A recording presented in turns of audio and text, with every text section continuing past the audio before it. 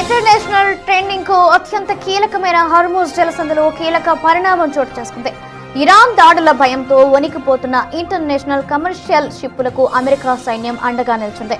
గత 3 వారాల్లో దాదాపు 70కి పైగా కార్గో షిప్పులను యుఎస్ మిలిటరీ సురక్షితంగా హార్మూజ్ జలసంధిని దాటించినట్లు తెలుస్తోంది.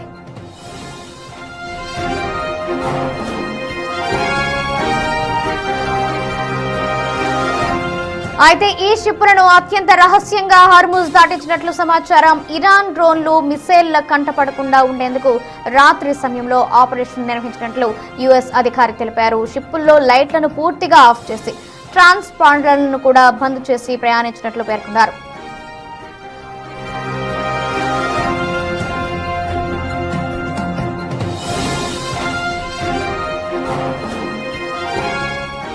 ఈ ఆపరేషన్ మొత్తాన్ని యుఎస్ సెంట్రల్ కమాండ్ తెర వెనుక ఉండి నడిపిస్తున్నట్లు సమాచారం. షిప్పులకు నేరుగా రక్షణగా వెళ్లకుండా ఇరాన్ బార్డర్ కు దూరంగా సేఫ్ రూట్ ను సూచిస్తూ యుఎస్ సైన్యం గైడ్ చేస్తుందని సమాచారం.